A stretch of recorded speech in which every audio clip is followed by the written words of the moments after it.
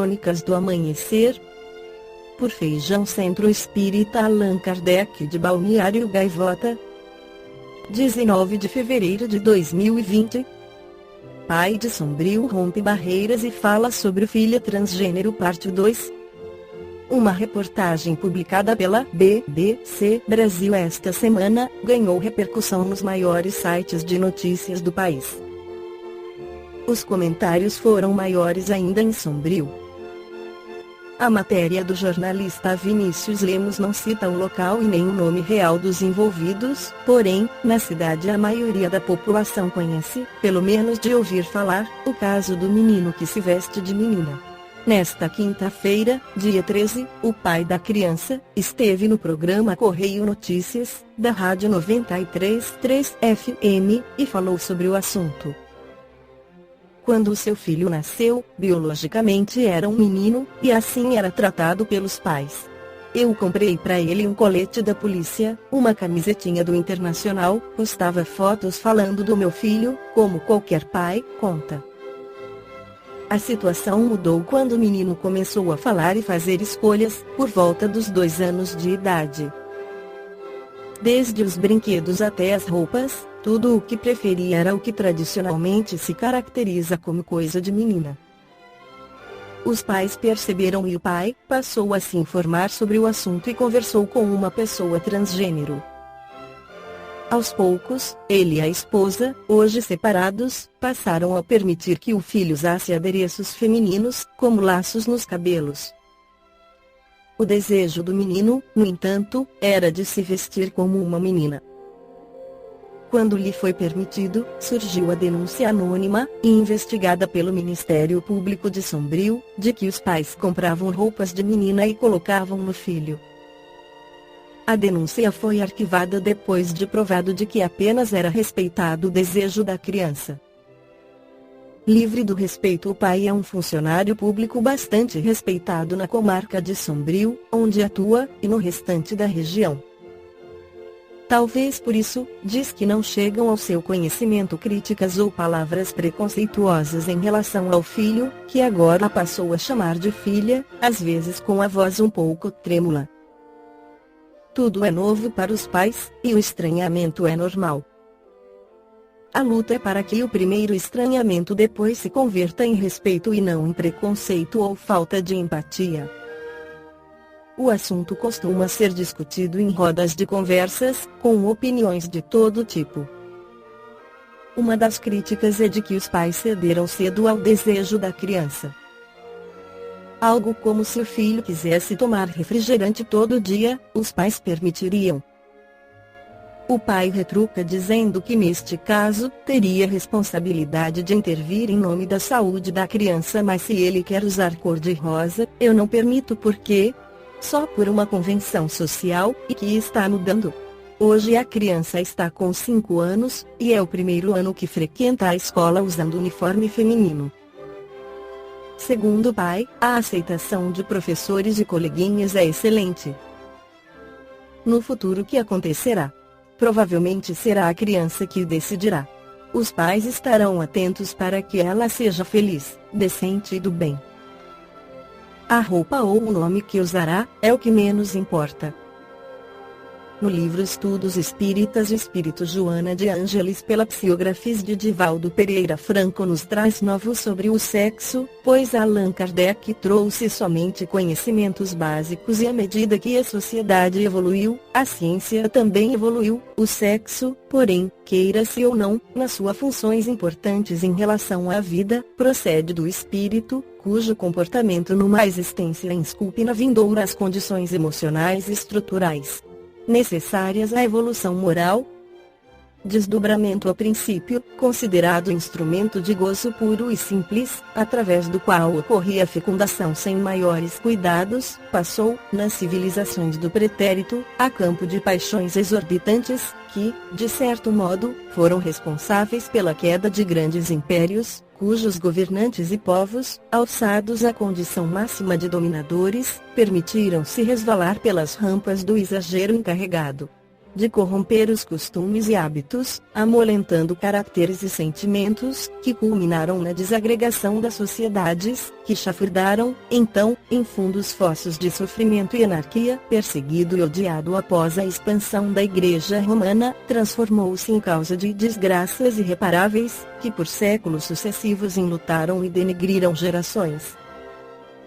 Pelas suas implicações na emotividade humana, a ignorância religiosa nele viu adversário soez que deveria ser destruído a qualquer preço, facultando sucessivas ondas de crimes contra a humanidade, crimes esses que ainda hoje constituem clamorosos abusos de que o homem mesmo se fez vítima inerme. Cultivado, depois, passou pelo período do puritanismo, em que a moral experimentou conceituação aberrante e falsa, dando lugar a nefandos conúbios de resultados funestos.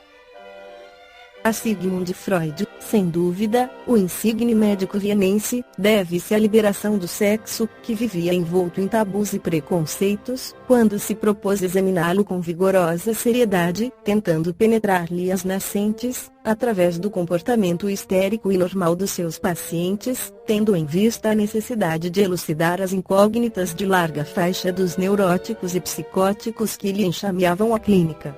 E desfilavam, desfigurados, padecendo sofrimentos utrizes nos manicômios públicos, lutando tenazmente contra a ignorância dos doutos e a estultice dos ignorantes, arrostando as consequências da impiedade e da má-fé da maioria aferrada ao dogmatismo chão e às superstições a que se vinculavam, teve o trabalho grandemente dificultado, vendo-se obrigado ao refúgio no materialismo, transferindo para a libido a responsabilidade por quase todos os problemas em torno da neurose humana.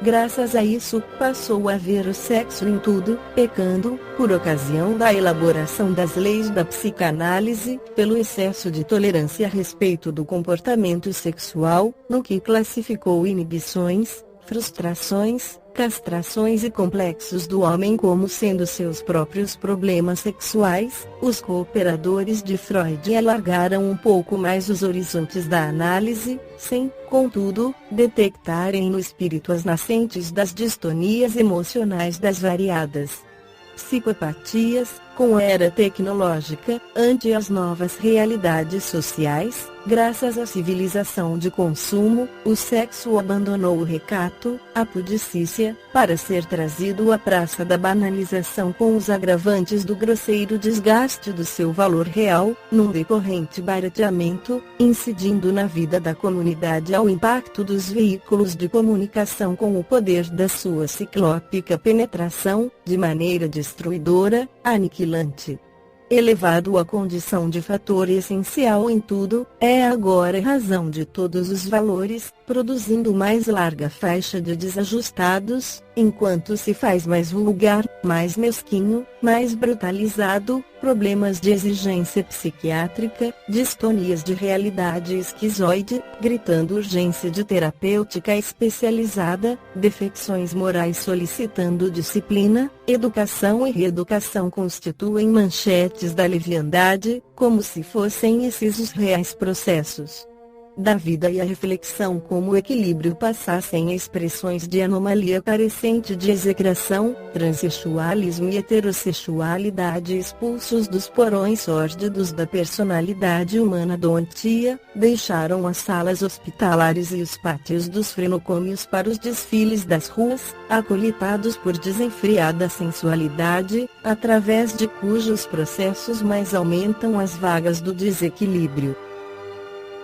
Incontestavelmente impressos nos painéis do psicossoma os comprometimentos morais em que o ser se emaranhou, estes impõem a necessidade da limitação, como presídio de urgência, no homossexualismo, no hermafroditismo, na frigidez e noutros capítulos da patologia médica, nos casos dos atentados ao pudor, traduzindo todos eles o impositivo da lei divina que convoca os infratores ao imperioso resgate, de modo a que se reorganizem nesta ou naquela forma, masculina ou feminina, a fim de moralizar-se, corrigir-se e não se corromper, mergulhando em processos obsessivos e alucinatórios muito mais graves, que logo mais padecerão, sexo e espiritismo ante quaisquer problemas de ordem sexual, merece considerar-se a importância da vida, das leis de reprodução, contribuindo para o fortalecimento das estruturas espirituais na construção da paz interior de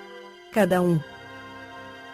Frustração, ansiedade, exacerbação, tormento, tendências inversas e aflições devem ser solucionadas, do espírito em processo de reajuste ao corpo em reparação.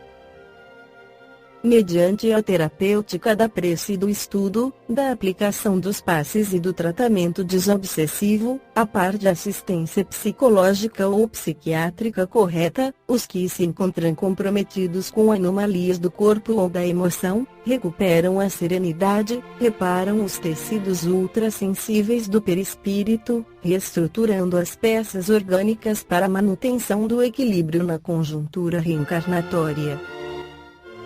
A preservação da organização genésica na faculdade sublime das suas finalidades impõe-se como dever imediato para a lucidez do homem convocado ao erguimento do novo mundo de amor e felicidade a que se refere o Evangelho e o Espiritismo confirma, através do bem a espalhar-se hoje por toda parte, repetindo a moral do Cristo, insubstituível e sempre atual. Esta foi a crônica do amanhecer de 19 de fevereiro de 2020. Por Feijão Centro Espírita Allan Kardec de Balneário Gaivota. Que a paz esteja com todos.